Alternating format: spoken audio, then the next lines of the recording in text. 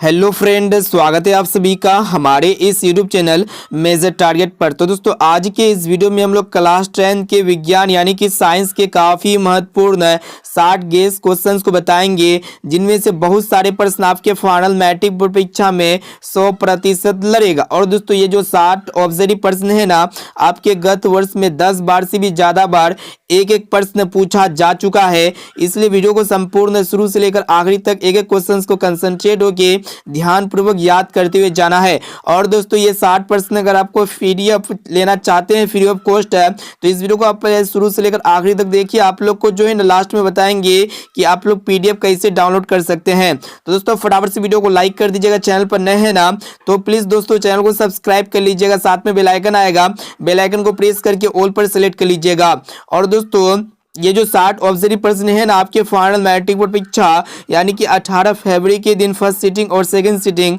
दोनों second seating के exam में 100% लड़ेगा। तो आइए शुरू करते हैं यहाँ पे आज के पहले नंबर प्रश्न से, जो कि मोस्ट इंपोर्टेंट है। तो दोस्तों, प्रश्न ये कह रहा है कि कौन विद्युत का सर्वोत्तम सुचालक है, यानी कि यहाँ पे इलेक्ट्रिक करंट का गुड कंडक्टर बताना है। तो दोस्तों, यहाँ पे ऑप्शन ए में आपका जो कॉपर या फिर अर्जेंटम या फिर एल्यूमिनियम या फिर फेरम। तो दोस्तों, इलेक्ट्रिक करंट का जो गुड कंडक्टर होता है ना, अर्जेंटम होता है, जिसको हम लोग सिल्वर कहते हैं, चांदी, ये विद्युत का सर्वोत्तम सुचालक पदार्थ है। अब आइए दोस्तों देखते हैं यहाँ पे दूसरा प्रश्न देखिएगा कि निम्नांकित में कौन उपधातु है। तो दोस्तों, यहाँ पे ऑप्शन ए में आपका जो फेरम या फिर कॉपर या फिर निकेल, और ऑप्शन डी में आपका दिया हुआ है एसबी यानी कि एंटीमनी। तो दोस्तों, ये एसबी जो है ना, यह एक उपधातु है, इसे आप लोग को याद रखना है। चलिए देखते हैं यहाँ पे तीसरा प्रश्न, जो कि काफी महत्वपूर्ण है। तो दोस्तों, पित्तल है। तो दोस्तों, ऑप्शन ए में आपका धातु या फिर अधातु, और ऑप्शन सी है मिश्र धातु या फिर उपधातु। तो दोस्तों, यहाँ पे बताइए कि पित्तल जो है ना, ये तांबा और कॉपर का मिश्र धातु होता है, इसे आप लोग को याद रखना है, तांबा और जिंक का। अब आइए दोस्तों देखते हैं यहाँ पे चौथा प्रश्न, जो कि मोस्ट इंपोर्टेंट है, कि निम्न में से कौन आयनिक यौगिक है। तो दोस्तों, यहाँ पे आयनिक यौगिक जिसमें प्लस आयन और ऋण आयन दोनों आयन होते हैं, उसको हम लोग आयनिक यौगिक कहेंगे। तो यहाँ पे ऑप्शन सी में आपका दिया हुआ है कैल्शियम क्लोराइड, यह एक प्रकार का आयनिक यौगिक है, इसे आप लोग को याद रखना है। चलिए देखते हैं यहाँ पे 5 नंबर प्रश्न देखिएगा कि निम्न में से कौन सा पदार्थ ऑक्सीजन से संयोग नहीं करता है। तो दोस्तों, ऑप्शन ए में आपको तो तांबा या फिर गोल्ड या फिर जिंक या फिर पोटेशियम। तो दोस्तों, यहाँ पे देखिएगा गोल्ड जो है ना, यह ऑक्सीजन से संयोग नहीं करता है। यहाँ पे ऑप्शन बी जो है ना, बिल्कुल से उत्तर हो जाएगा। अब आइए दोस्तों देखते हैं छठा प्रश्न क्या कराए कि निम्नलिखित में से कौन अधातु है। तो यहाँ पे अधातु आप सबको पहचानना है। तो यहाँ पे ऑप्शन ए में आपका दिया हुआ कार्बन या फिर सोडियम या फिर एल्यूमिनियम या फिर कैल्शियम। तो दोस्तों, यहाँ पे जो अधातु होगा ना, कार्बन हो जाएगा। यहाँ पे ऑप्शन ए जो है ना, बिल्कुल सही उत्तर हो जाएगा। अब आइए दोस्तों देखते हैं यहाँ पे 7 नंबर प्रश्न देखिएगा क्या कराए कि निम्न में से कौन उपधातु है। तो दोस्तों, यहाँ पे देखिएगा उपधातु क्या होगा, जिंक होगा या फिर कैल्शियम होगा या फिर जर्मेनियम होगा या फिर कार्बन होगा। तो दोस्तों, यहाँ पे जो है ना, ऑप्शन डी में आपका दिया हुआ है उपधातु यहाँ पे पूछ रहा है, ठीक है। तो यहाँ पे जर्मेनियम जो है ना, यह एक प्रकार का उपधातु है, जिसको हम लोग जीई कहते हैं। अब आइए दोस्तों देखते हैं यहाँ पे 8 नंबर प्रश्न को देखिएगा, जो कि मोस्ट इंपोर्टेंट है कि अम्लीय वर्षा के जल का पीएच मान होना चाहिए। दोस्तों, यहाँ पे ऑप्शन ए में दिया 5.6 या फिर 5.6 से कम या फिर 5.6 से अधिक या फिर 7.0। तो दोस्तों, अम्लीय वर्षा के जो जल का पीएच मान होता है ना, 5.6 से कम होता है, इसे आप लोग को याद रखना है। यहाँ पे ऑप्शन ए जो है ना, यहाँ पे ऑप्शन बी जो है ना, बिल्कुल सही उत्तर हो जाएगा। अब आइए दोस्तों देखते हैं यहाँ पे 9 नंबर प्रश्न क्या कराए कि निम्नलिखित में कौन प्राकृतिक सूचक है। तो यहाँ पे ऑप्शन ए में आपको हल्दी या फिर मैथिल ऑरेंज या फिर ऑप्शन सी में आपका दिया हुआ फेनोल प्लेथिन या फिर इनमें से कोई नहीं। तो दोस्तों, यहाँ पे हल्दी जो है ना, ये प्राकृतिक सूचक है, इसे आप लोग को याद रखना है। अब आइए दोस्तों देखते हैं यहाँ पे 10 नंबर प्रश्न, जो कि मोस्ट इंपोर्टेंट है कि निम्नांकित में कौन क्षारीय ऑक्साइड है। तो दोस्तों, यहाँ पे जो क्षारकीय ऑक्साइड होगा ना, क्या होगा वही आप लोग को बताना है। तो यहाँ पे सोडियम डाइऑक्साइड, यह एक प्रकार का क्षारीय ऑक्साइड है। ऑप्शन डी यहाँ पे हमारा बिल्कुल सही उत्तर हो जाएगा। तो दोस्तों, यहाँ पे हम लोग क्लास 10 के साइंस यानी कि विज्ञान के काफी महत्वपूर्ण 60 गेस ऑब्जर्व क्वेश्चंस को बता रहे हैं, जिनमें से बहुत सारे प्रश्न हैं आपके फाइनल मैट्रिक बोर्ड परीक्षा में 100% लड़ेगा। और दोस्तों, ये 60 प्रश्न में से अगर आपको जो भी प्रश्न अगर याद ना हो ना, तो प्लीज दोस्तों उस प्रश्न को अपने नोटबुक में नोट कर लीजिएगा, उसे आप लोग जरूर याद कर लीजिएगा। और दोस्तों, अभी तक आप वीडियो को लाइक नहीं किए है ना, तो प्लीज दोस्तों फटाफट से वीडियो को लाइक भी कर दीजिएगा। अब चलिए देखते हैं यहाँ पे 11 नंबर प्रश्न क्या कराए कि बेकिंग पाउडर एक मिश्रण है। तो दोस्तों बेकिंग पाउडर एक मिश्रण जो है ना, ये किसका किसका होता है वही आप लोग को बताना है। तो दोस्तों ये बेकिंग पाउडर जो मिश्रण होता है, जो ये मिक्सचर होता है ना, NaHCO3 एवं टार्ट्रिक अम्ल का होता है। इसे आप लोग को याद रखना है। यहाँ पे ऑप्शन डी जो है ना बिल्कुल सही उत्तर हो जाएगा। अब आइए दोस्तों देखते हैं यहाँ पे 12 नंबर प्रश्न जो कि मोस्ट इंपोर्टेंट है कि धोने का सोडा का रासायनिक सूत्र है। तो दोस्तों धोने के सोडा का जो रासायनिक सूत्र होता है ना, Na2CO3NH2 होता है, सोडियम कार्बोनेट डेकाहाइड्रेट, जिसको हम लोग कहते हैं। ऑप्शन नंबर ए जो है ना बिल्कुल सही उत्तर हो जाएगा। अब चलिए दोस्तों देखते हैं यहाँ पे नेक्स्ट क्वेश्चन क्या करा है कि निम्नलिखित में से कौन गैस चूने के पानी को दुधिया कर देता है। तो दोस्तों यहाँ पे आप सबको बताना है कि कौन जो है ना गैस चूने के पानी को दुधिया कर देता है। तो दोस्तों कार्बन डाइऑक्साइड गैस जो है ना, ये गैस चूने के पानी को दुधिया कर देता है। इसे आप लोग को याद रखना है। चले देखते हैं यहाँ पे 14 नंबर प्रश्न क्या करा है कि निम्न में कौन भस्म नहीं है। तो दोस्तों यहाँ पे देखिएगा ऑप्शन बी में आपका दिया हुआ NaCl। तो दोस्तों यह एक प्रकार का भस्म नहीं है, बल्कि एक प्रकार का स्ट्रॉन्ग लवण है। चलिए देखते हैं यहाँ पे नेक्स्ट क्वेश्चन क्या करा है कि सिरका में निम्न में कौन सा अम्ल पाया जाता है। तो दोस्तों सिरका में जो है ना एसिटिक अम्ल पाया जाता है। ऑप्शन डी जो है ना यहाँ पे हमारा बिल्कुल सही उत्तर हो जाएगा। अब आइए दोस्तों देखते हैं यहाँ पे नेक्स्ट क्वेश्चन क्या करा है कि अम्ल और क्षार आपस में अभिक्रिया कर क्या बनाते हैं। तो दोस्तों अम्ल और क्षार आपस में अभिक्रिया करके जो है ना क्या बनाते हैं वही आप लोग को बताना है। तो दोस्तों लवण बनाते हैं। ऑप्शन नंबर सी यहाँ पे हमारा बिल्कुल सही उत्तर हो जाएगा। चलिए देखते हैं 17 नंबर प्रश्न क्या करा है कि धातुओं की प्रकृति होती है। तो दोस्तों धातुओं की प्रकृति क्या होती है, विद्युत धनात्मक या फिर विद्युत ऋणात्मक या फिर उदासीन या फिर कोई नहीं। तो दोस्तों धातुओं की जो प्रकृति होती है ना, यह विद्युत धनात्मक होती है। इसे आप लोग को याद रखना है। यहाँ पे ऑप्शन ए जो है ना बिल्कुल सही उत्तर हो जाएगा।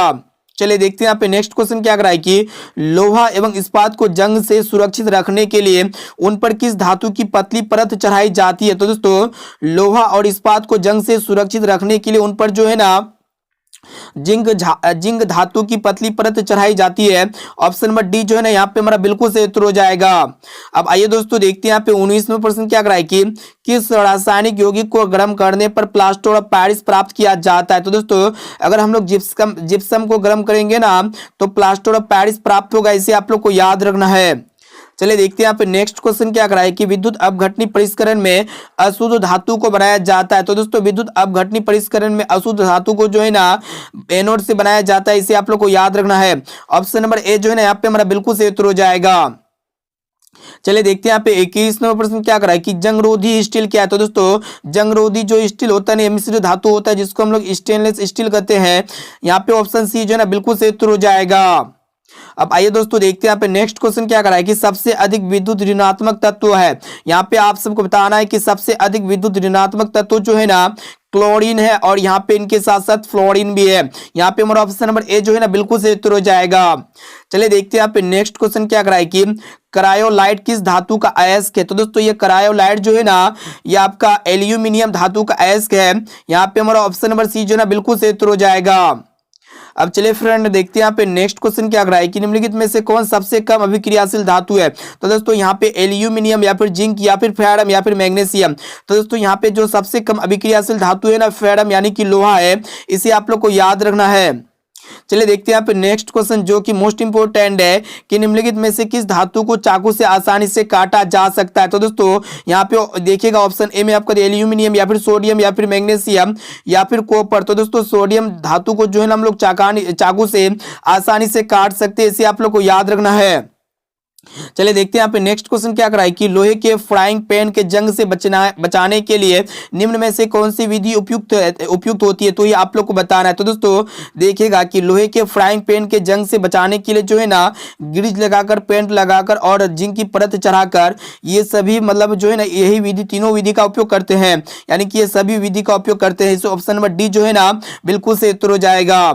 अब आइए दोस्तों देखते हैं 27वां प्रश्न जो कि मोस्ट इंपोर्टेंट है कि कौन सा हाइड्रोकार्बन सबसे सरल यौगिक है। तो दोस्तों यहाँ पे ऑप्शन ए में आपका मीथेन एक प्रकार का हाइड्रोकार्बन है जो सबसे सरलतम यौगिक है। ऑप्शन नंबर ए जो है ना यहाँ पे हमारा बिल्कुल सही उत्तर हो जाएगा।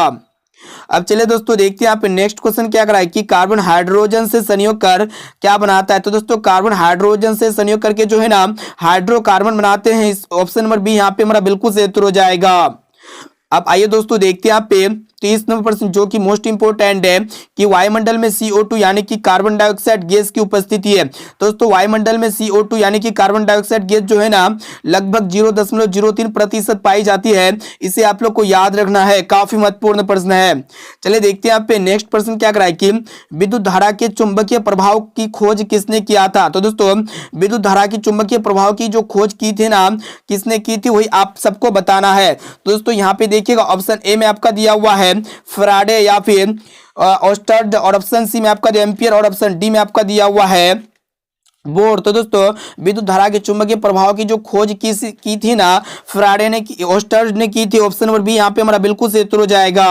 चलिए देखते हैं यहाँ पे नेक्स्ट क्वेश्चन क्या कर रहा है कि विद्युत मोटर परिवर्तित करता है। तो दोस्तों ये विद्युत मोटर जो परिवर्तित करता है ना विद्युत ऊर्जा को यांत्रिक ऊर्जा में परिवर्तित करता है, जो कि यहाँ पे ऑप्शन डी जो है ना बिल्कुल से उत्तर हो जाएगा। चलिए देखते हैं यहाँ पे नेक्स्ट क्वेश्चन जो कि मोस्ट इंपोर्टेंट है कि स्विच लगाए जाते हैं। तो दोस्तों ये स्विच जो है ना ये गर्म तार में लगाए जाते हैं, और दोस्तों ये गर्म तार का जो कलर होता है ना लाल होता है, लाल कलर का होता है, और दोस्तों उदासीन तार का जो रंग होता है काला रंग का होता है। चलिए देखते हैं यहाँ पे नेक्स्ट क्वेश्चन जो कि काफी महत्वपूर्ण है कि वह उपकरण जो विद्युत ऊर्जा को यांत्रिक ऊर्जा में बदलता है होता है। तो दोस्तों वह डिवाइस है जो विद्युत ऊर्जा को यांत्रिक ऊर्जा में बदलता है उसको हम लोग विद्युत मोटर कहते हैं। ऑप्शन नंबर बी जो है ना यहाँ पे हमारा बिल्कुल से उत्तर हो जाएगा। चलिए देखते हैं 35वां प्रश्न जो कि मोस्ट इंपोर्टेंट है कि शुष्क सेल में ऋण इलेक्ट्रॉन बना होता है। तो दोस्तों शुष्क सेल में जो ऋण इलेक्ट्रॉन बना होता है ना ये जस्ता यानी कि Zn का बना होता है। ऑप्शन नंबर सी यहाँ पे हमारा बिल्कुल से उत्तर हो जाएगा। चलिए देखते हैं यहाँ पे 36वां प्रश्न जो कि काफी महत्वपूर्ण है कि विद्युत चुंबक बनाने के लिए किस पदार्थ के छड़ का उपयोग होता है। तो दोस्तों विद्युत चुंबक बनाने के लिए जो है ना नरम लोहे के छड़ का उपयोग होता है। ऑप्शन नंबर सी यहाँ पे हमारा बिल्कुल से उत्तर हो जाएगा। सभी प्रश्न जो है ना दोस्तों काफी महत्वपूर्ण है। चलिए देखते हैं यहाँ पे नेक्स्ट क्वेश्चन क्या करा कि डीजल का उपयोग होता है। तो दोस्तों ऑप्शन ए में आपको भारी वाहनों में या फिर रेल के इंजनों में या फिर विद्युत उत्पादनों में या फिर इनमें से सभी में। तो दोस्तों डीजल का जो उपयोग होता है ना भारी वाहनों में भी होता है और रेल के में भी होता है और विद्युत उत्पादनों में भी होता है, यानी कि ये सभी में डीजल का उपयोग होता है। चलिए देखते हैं यहाँ पे क्वेश्चन से कराए कि देखिएगा कि खिलौनों में किस सेल का उपयोग होता है। तो दोस्तों खिलौनों में जो है ना कौन सा सेल का उपयोग होता है, सूखा सेल का उपयोग होता है। ऑप्शन नंबर ए जो है ना बिल्कुल से उत्तर हो जाएगा। अब आइए दोस्तों देखते हैं यहाँ पे 39वां प्रश्न जो कि मोस्ट इंपोर्टेंट है कि पवन विद्युत जनित्र में पवन की चाल कम से कम कितनी होनी चाहिए। तो दोस्तों पवन विद्युत जनित्र में जो है ना पवन की मैक्सिमम मिनिमम स्पीड जो है ना 15 किलोमीटर पर आवर होना चाहिए। इसे आप लोग को याद रखना है। यहाँ पे ऑप्शन ए जो है ना बिल्कुल से उत्तर हो जाएगा। अब आइए दोस्तों देखते हैं यहाँ पे 40वां प्रश्न क्या कराए कि उनमें से कौन बायोगैस ईंधन का स्रोत नहीं है। तो यहाँ पे देखिएगा ऑप्शन सी में आपका दिया नाभिक की ऊर्जा, यह जो है ना बायोगैस ईंधन स्रोत का उदाहरण नहीं है। इनके अलावा लकड़ी हो गया, गोबर गैस हो गया और आपका कोयला, ये तीनों जो है ना बायोगैस ईंधन का स्रोत है। इसे आप लोग को याद रखना है। अब आइए दोस्तों देखते हैं यहाँ पे 41वें प्रश्न को देखिएगा जो कि मोस्ट इंपोर्टेंट है कि नरोडा नाभिक के विद्युत संयंत्र किस राज्य में स्थित है। तो दोस्तों नरोडा नाभिक के विद्युत संयंत्र जो है ना ये उत्तर प्रदेश राज्य में स्थित है। इसे आप लोग को याद रखना है। यहाँ पे ऑप्शन सी जो है ना बिल्कुल से उत्तर हो जाएगा। चलिए देखते हैं यहाँ पे 42वां प्रश्न जो कि मोस्ट इंपोर्टेंट है कि नवीकरणीय ऊर्जा का स्रोत है। तो दोस्तों नवीकरणीय ऊर्जा का स्रोत यहाँ पे कौन है वही आप सबको बताना है। तो यहाँ पे देखिएगा सौर ऊर्जा जिसको हम लोग सोलर एनर्जी कहेंगे, ये कभी जो है ना समाप्त नहीं होगा, इसीलिए यह एक प्रकार का नवीकरणीय ऊर्जा स्रोत का उदाहरण है। इसे आप लोग को याद रखना है। चलिए देखते हैं यहाँ पे नेक्स्ट क्वेश्चन क्या कराए कि जीवाश्म ईंधन का उदाहरण है। दोस्तों जीव जंतुओं से प्राप्त ईंधन कोयला हो गया, लकड़ी हो गया, गोबर गैस हो गया, ये सभी जो है ना जीवाश्म ईंधन है। ऑप्शन डी यहाँ पे हमारा बिल्कुल से उत्तर हो जाएगा। चलिए देखते हैं यहाँ पे क्वेश्चंस काफी महत्वपूर्ण है कि किसी छड़ चुंबक के अंदर चुंबकीय क्षेत्र रेखाओं की क्या दिशा होती है। तो दोस्तों किसी भी छड़ चुंबक के अंदर चुंबकीय क्षेत्र रेखाओं की जो दिशा होती है ना उत्तरी ध्रुव से दक्षिणी ध्रुव होती है। ऑप्शन नंबर ए जो है ना यहाँ पे हमारा बिल्कुल से उत्तर हो जाएगा। अब आइए दोस्तों देखते हैं यहाँ पे 45वां प्रश्न देखिएगा काफी महत्वपूर्ण है कि घरेलू विद्युत परिपथ में उदासीन तार का रंग होता है। तो दोस्तों घरेलू विद्युत परिपथ में जो उदासीन तार का जो रंग होता है, जो कलर होता है ना काला कलर का होता है। ऑप्शन नंबर सी यहाँ पे हमारा बिल्कुल सही उत्तर हो जाएगा। चलिए देखते हैं यहाँ पे काफी महत्वपूर्ण है कि किस युक्ति में विभक्त वलय दिक परिवर्तन का कार्य करता है। तो दोस्तों यहाँ पे देखिएगा ये विद्युत मोटर जो होता है ना, विद्युत मोटर क्या होता है कि विभक्त वलय दिक परिवर्तन का कार्य करता है। ऑप्शन नंबर बी यहाँ पे हमारा बिल्कुल से उत्तर हो जाएगा।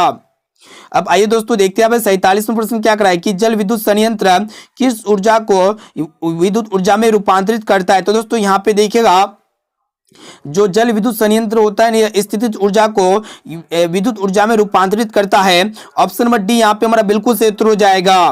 अब आइए दोस्तों देखते हैं यहाँ पे 48वां प्रश्न जो कि मोस्ट इंपोर्टेंट है कि एक यूनिट विद्युत ऊर्जा का मान है। तो दोस्तों एक यूनिट विद्युत ऊर्जा का जो मान होता है ना 3.6 गुना 10 के बराबर मतलब 3.6 गुना 10 के बराबर 6 जूल होता है।